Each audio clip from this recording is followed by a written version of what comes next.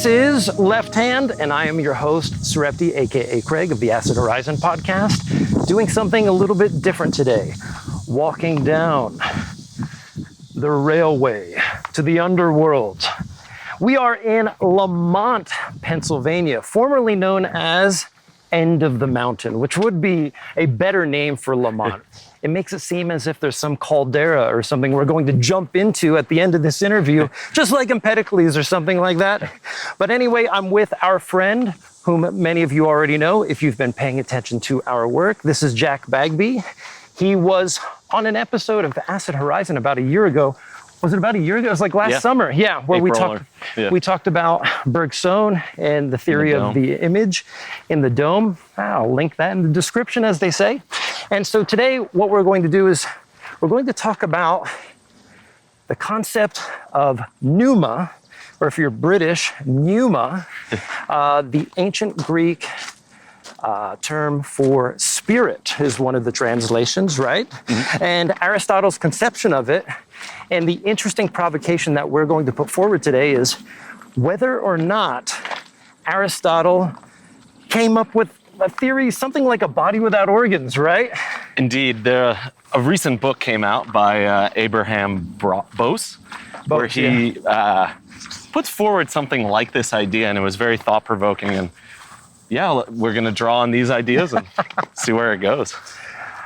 And hopefully in the discussion, we'll talk a little bit about Deleuze, maybe some James Hillman, because James Hillman explicitly engages with the concept of pneuma and psyche, which, of course, are Aristotelian concepts.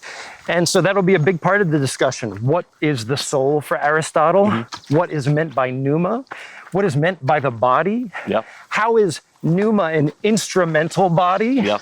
And how is an instrumental body potentially a body without organs, right? Mm-hmm. So maybe just to kick it off, Jack, just give us a primer on Aristotle's theory of pneuma and maybe what lies at the edges of that concept, in his broader theory of ontology. Yeah. Well, one thing I should definitely mention is that Bose points out that this is not a conventional reading of Aristotle, and he's kind of fighting against basically everyone in this reading. So one thing to put forward would be the idea of hylomorphism, matter and form. The Greeks are all about form, and Aristotle comes along and says, let's do science instead of just like speculating about stuff. And one of the biggest moves, I think, is to say, instead of thinking about matter over here and form over here, what about some kind of middle ground where it's indistinguishable, where we know that there's something like materiality at play, we also know there's something like ideality at play, but it's neither one or the other, or it's both, or something like that.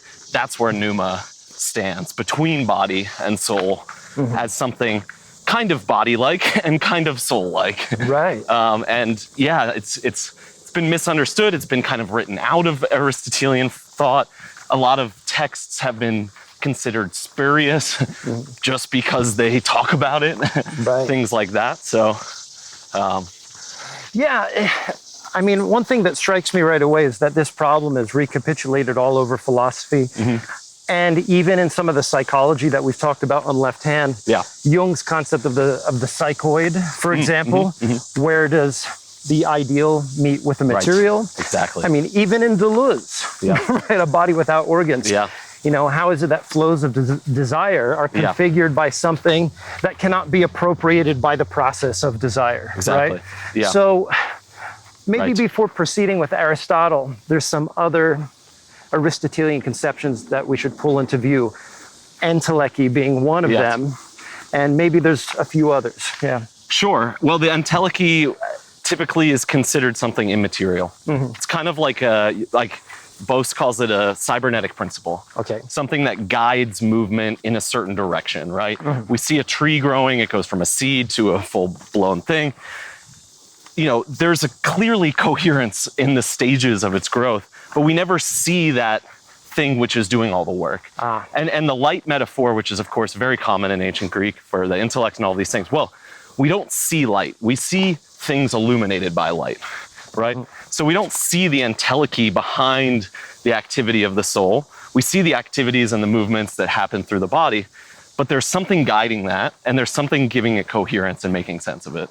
Mm-hmm. So that would be where, lots of people in the modern period have criticized this idea. It's this immaterial thing, like it's a completely hypothetical whatever. You also have people like Leibniz and even Raymond Rouillet or Bergson, who want to revive something like an entelechy, but maybe it's one step closer to matter. Well, it is one step closer to matter in all of those cases. And yeah. But it seems like the fundamental concern in positing or creating a concept like entelechy is that something like a being, like a human being, would have a fundamental driver or intention at its base, which, I mean, I don't spend every day with Aristotle, but as I understand it, the fundamental intention that Aristotle defines is our tendency to want to move closer or to approximate the divine. Correct. Right? And this is going to be a hurdle for somebody who wants to do a reading of Aristotle that combines a Deleuzian sentiment with an Aristotelian sentiment. Yeah. How do we get beyond this notion of a transcendent beyond? Right. A divine beyond. Yeah, I mean, that's definitive of our human intentions. Yeah. I think that like a way to quick jump to where this could be sort of Deleuzian through Simondon and through Rouillet is that the telos is imminent to the process and is not predefined in any sense other than perhaps the increase of power or something like that, right? Like Nietzsche, Deleuze, they all, and Spinoza even. What is God? Power. So if we're imitating God, it's not in any kind of like doctrines or, you know, religious context. It's that God is a being of power, and we imitate, if we want to use that word still, only by attempting to increase and develop our power. I see. Yeah, and so this, once again, brings us back to the fundamental conceptual challenge that I think we're riding up against here is how does the transcendent world make it through the pinhole of the immanent world, and like where is that divide or that threshold? Well, I think that the ontotheology, to use Kant's term and other people, for Aristotle, there's nothing supernatural about Pneuma. Okay. It's the same, or he says it's analogous to the ether, which is the material of the stars, but it's the ether in its veiled presence within the world. Okay. And so there's nothing like supernatural, there's no ideal forms in a supernatural realm for Aristotle, right? And like the closest thing you have to that is this idea of the nous thinking itself, like God's intellect thinking itself. But this pops up once in the entire Aristotelian like corpus. People make way more, well, the Christian and Islamic tradition made a lot out of it. When it seems like he says in other places, quoting Heraclitus, even here there are gods, he thinks that there are these immanent divine forces, and what makes them divine, perhaps above everything, is their power to grow and beget and continue in existing. And so, in a sense, there's this, if you have pure divinity on one side and like a God-forsaken nature on the other side, like some kind of Pythagorean, or I don't want to throw anybody under the bus, but there were definitely people thinking this way. Aristotle is saying, no, look at the middle ground. And that is where we can have like an immanently forming telos. And I don't think Aristotle's ready to go fully to that level. But when he talks about things like spontaneous generation, we have matter, it's perfused by this pneuma, this spirit to some degree, and all of a sudden, in the right conditions, it grows life spontaneously. Why? Because immanent to matter is this divine principle of self-making telos that wants to organize, that wants to increase its power. I see. So it's very Spinozist. Well, my reading is perhaps very Spinozist. Right. Interesting. I mean, I think if I can just add one more thought to that, like this idea of instrumentalization as a middle ground really reaches this, because on the one hand, you have a tool user, whatever we call that, and we have a tool, right? But this idea of instrumentalization or self-instrumentalizing body without organs is a tool that instrumentalizes itself. And we can think of the hand, because he talks about things like this in this way. The hand operates tools, but it also is itself a tool. And it's a tool of tools to some degree. I see. And would that then be the analogy for Pneuma itself? Is that the kind of conditions of the, in some way, is that the conditions for the possibility of knowledge of something like Pneuma? Because the very cursory reading that I had of it this morning involved, seeing it as a substance or like a body, Right. not in the sense which we conventionally understand body, but as something that is attached to what we ordinarily understand body. I mean, there's this concept in esoteric philosophy of the subtle body. Yes, exactly. Right? Yeah, and so we can put a pin on that and talk about that in a little bit. No, but it's completely... It's completely the same. Yeah. But then how is it that we understand, for Aristotle, the existence of something like Pneuma? How does it appear to us in our lives? No, that's a great question. And light does not appear, but we see its effect. I see. So we just go back to that, right? It goes back to that analogy. And he does think that so for instance, the ether as well. When comets come through the sky, they're fiery. Right. Does that mean ether is fiery? He says, no, the upper atmosphere is enacted or activated by the pneuma or by the ether, and that creates fire. So we see the result of it, but we don't see it. And this goes for the theological for Aristotle. So he thinks we don't actually know God's essence, or we can't know God, but we see the byproducts. Sure. Same thing with the soul. We're never going to see the soul. We're never going to touch the soul, but we can see its effects. And he thinks the same thing with Pneuma. So there's this frothiness and there's vital heat and there's these kinds of what he thinks are observable phenomena that we should do science on. Okay. But we'll never actually see the Pneuma because it's just creating an effect. But he thinks that we can definitely see that effect and that we cannot account for life and these kinds of things without it. Now, I'm about to make a very big jump, but I think this is the $1 million question for a lot of people who might be interested in this concept. How does Aristotle's understanding of Pneuma cash out for him ethically or politically in terms of how we know ourselves and how we should act in the world? Well, I think is an underdeveloped area probably. And I think one of the biggest things for us as interpreters and readers of Aristotle, it would be to push against a lot of Aristotle's conclusions. And so he wants to understand the embryonic process and that's where this whole body without organs thing, I think, really gains some teeth. But when you look at what he says there, it's extremely sexist and things like that. And there is a sense in which Aristotle is against tyranny or top-down power structures and things like that. And actually, in his text on spirit, on Pneuma, he starts out by talking about the despots and then goes for this kind of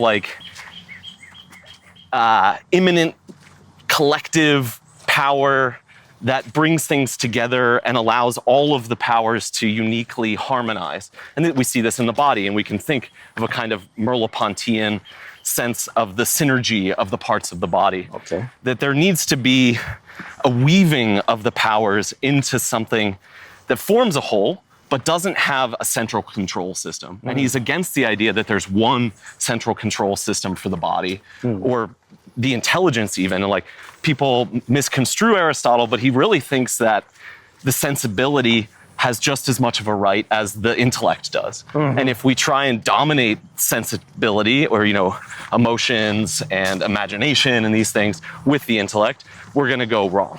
Sure. Now, he still thinks that he thinks women should be educated, but he still thinks men are better than women. So there's, we can think through these questions. And I think that the questions of cybernetics or of biophilosophy or of evolution and of phenomenology, all these things, there's fruitful discussions to be drawn out from Aristotle's views on Pneuma, but I'm not by any means saying they're going to solve our political problems. They can help us reframe things, especially in the age of everything's mechanical and everything should be reduced to just brute forces bumping into each other. We want something like spirit, which isn't purely ideal and purely disembodied, nor is it a mechanical body. Right.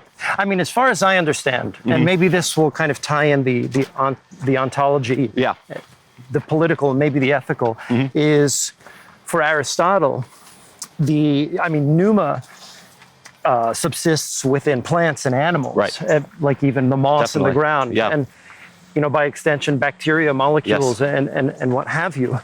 So what could be a potential reading of Aristotle's Pneuma with respect to ecology, for example? Definitely. I mean, I think that this idea of the embryonic is actually, well, it's what's behind Deleuze's idea of the body without organs through Rie.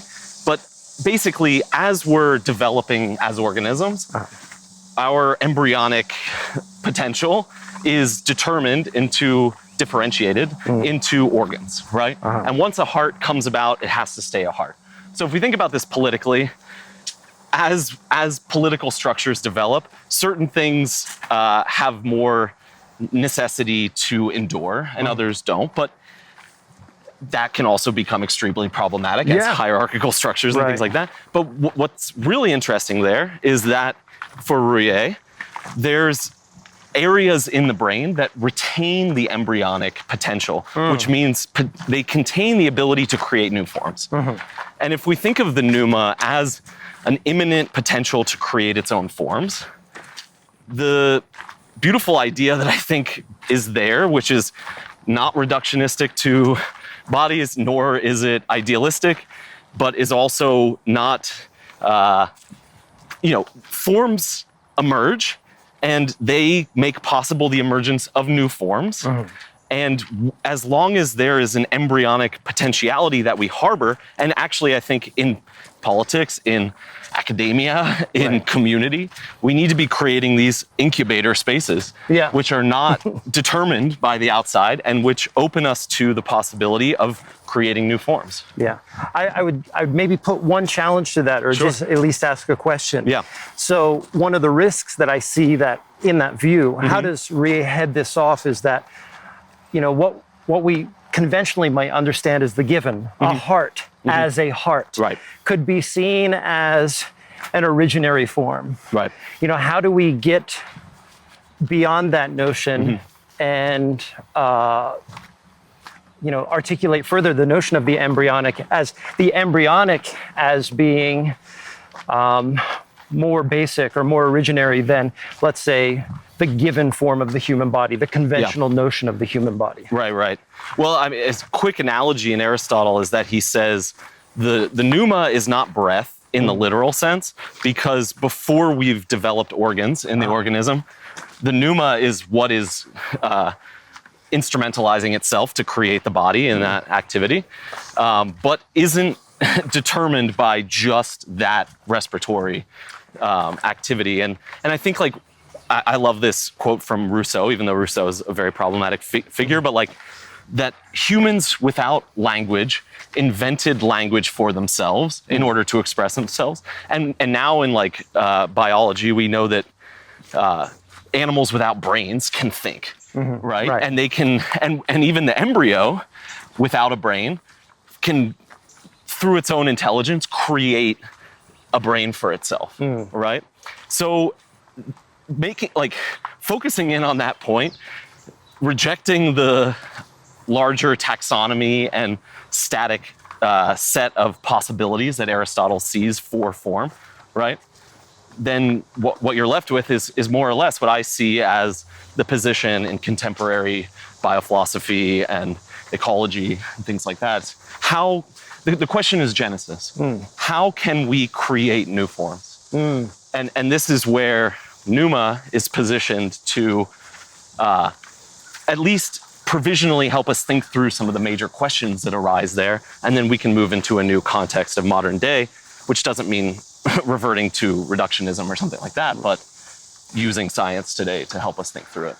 Now, some within the post-structuralist tradition, I mean, myself included, cards on the table, would suggest that, or would want to introduce the idea or the challenge that maybe it's not simply about inventing new forms, but how do we live with a notion of formlessness or an awareness of that which involutes forms? So within Aristotle, is there anything like that that has been underexplored in your view? There could be. He was so interested in starting science and getting an empirical project underway that he would find things that didn't fit into his neatly clean-cut system of distinctions, right? And so I think that there are these moments, and we find them in people like Kant as well, where it's like, on the whole, this person's incapable of thinking what you just described. Right. But there are these moments where you see them like hit against evidence that reality is different than they think it is, right? So I think in that kind of reading, it's possible. And there's also the generative way in which historians of philosophy today, like you're saying, that's a very Spinozist reading. And my reading of Spinoza is also going to be contaminated now by this Bergsonian reading of Aristotle. That Gotcha. You know what I mean? So, and I think that I think that there's a very important question of how we read the history of philosophy and things like that. But there's also so much more to be gained in this formless space where we can draw from these people and get as much out of critiquing them as we do repurposing their ideas in ways that wouldn't fit into their system. Now, maybe just some, like a concluding connection between Aristotle and Deleuze. Yeah. Deleuze thinks in terms of things like affect, intensity, becoming. How would you square, and I'm not saying you're a Deleuzian, but clearly there are some Deleuzian inflections here, right? For sure. How, if possible, can we square Deleuze's concepts with this particular reading of Aristotle? Well, I think that the Pneuma is a intensive, what you could call it an intensive magnitude, intensive quantity, or something like that. The Pneuma is essentially a contracting and expanding, a dilation of, we want to say body, but also like effort. Yeah. So conative kind of force that is both body and effort simultaneously. And it's also works through convergences and resonances, right? So within the history of Western philosophy, the idea of a intensive, dynamic sense of being has been lost, but it was there in the Greeks. We find it in Heraclitus. Hold on a second. Cool little toad. Oh, wow. Let me see if I can pick him up. Come here, guy. Got a little toad on our journey. Look at that guy. All right, set you go. There's a little Pneuma happening right there. Yeah, anyway, exactly. Continue. I'm sorry. Yeah, no. This Heraclitean idea of the logos as a kind of immanent, intensive form of being, and we can find aspects of it in other various pre-Socratics. I really think that Aristotle, what he does is he tries to neutralize the evolutionary aspects of it and the destabilizing or the deforming or that's normally, we don't think of Aristotle in those terms typically, or at least those people who've utilized his work. Yeah, I mean, I have an article, Aristotle on intensity. Okay. So I go for this and try and show how much he really does sound like Deleuze and Bergson in certain ways, and then how he neutralizes it, basically. Okay. Yeah. And maybe link that in the show notes. Sure. Yeah, so people can read that. Cool. Well, that's awesome. This is the first time you can see, maybe if I increase the sharpness when I finally edit this, that we're sweating here. So these beads of sweat are for you, the listener of Left Hand. So feel free to become a contributor to the channel so Jack and I can have more conversations like these.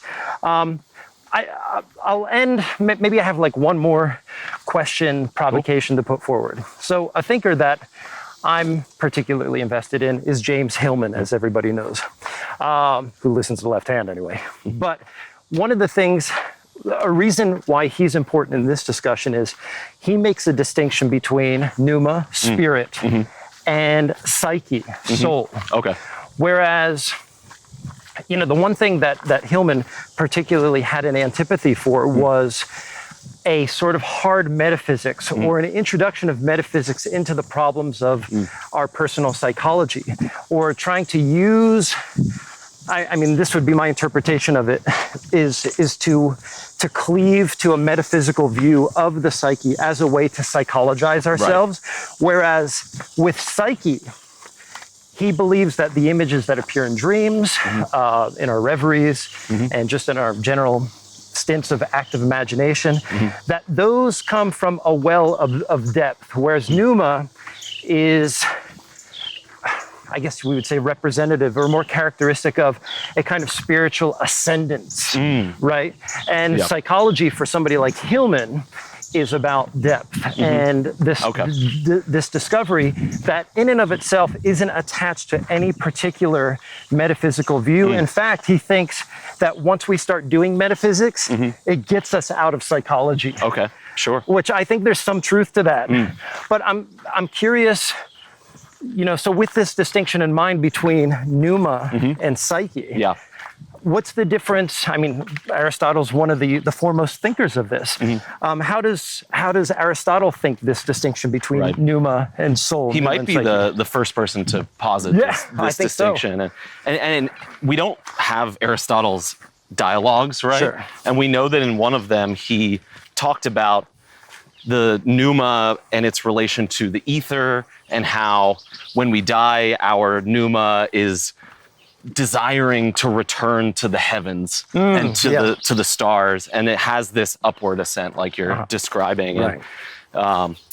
And I mean, we could even think of Heraclitus here with like, I searched myself out and it's so deep that I can't, this idea of depth, and this maybe this idea of the Dionysian side that is perhaps, you know, definitely Plato is kind of banishing it to some degree. It's maybe still there partially for Aristotle. He talks about Kronos being the sleeping god, which is this kind of like, I don't know, titanic force of the unconscious or something like that. And I would wonder, you know, if we're going to talk about the unconscious, do we bring in a metaphysics, whether we want to or not? And we also have to ask the question, what we mean by metaphysics. Sure.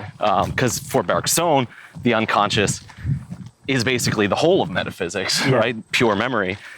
So metaphysics being kind of a formal science of God, cosmos, and psyche or something like that. Sure, maybe we can push against that, but if we're also going to be doing a sort of critique of epistemology and saying like, and metaphysics is basically saying, reality is not what we say it is when we talk about things through representation, through our symbols and this kind of thing, then maybe we can bring Hillman and Bergson together, which we've been trying to do. We should probably do that again. But yeah, we'll talk about that sometime in the future. Well, maybe to wrap up, maybe you can say, well, first I'll say, in a few months, we will be working together again, doing a residency at 3 Dots in downtown State College, where we're going to be mixing up all sorts of things, discussions like these, use of the I Ching and the Vintage deck to put on a musical performance, and so many other things. Maybe you could just talk about some of what you expect to see when we do our collaboration.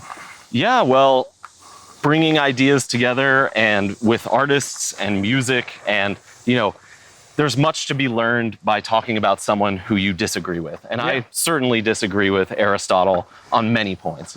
But I find it so fruitful, and like everybody has insights into people that you haven't read. Like, you want to get into philosophy and you feel like you don't know anything about philosophy, fair. But everyone who's been in philosophy for their whole life has that with lots of people. And like, people get siloed. And what you're doing and what we're going to do together is bring people together who are perhaps siloed, have conversations. Everyone's going to be out of their depth to some degree. Yeah. And we exciting. Can learn through that. And one of I know there's plenty of folks who are listening to this on LEPHT HAND. And one of the challenges that Jack and I face right now is the fact that the residency that we're about to do is going to occur at a space where there is diminished funding, to say the least. Pandemic of funding. Yeah, a pandemic of funding, and it's due largely in part to the current administration. And we are collectively now kind of panicking to reach out to donors, not just for me and Jack, but just basically for the whole community and for the 3 dot space itself. And so I would say if you're listening to this and you're sympathetic to the absolute decimation of the arts, the humanities, I mean, science will suffer as a result of this loss. So science, humanities, everything. Definitely reach out either to me or Jack, who's in the show notes, but also get in contact with 3 dots. 3 dots because they are looking for funding to keep this space alive in a rural community close to a college town where there's a thriving cultural assemblage, for lack of a better word. And we just want to say thanks. We hope you enjoyed this discussion. Click like, subscribe, and we'll have Jack back again real soon. Beautiful. Thanks, all right. Greg. Yep.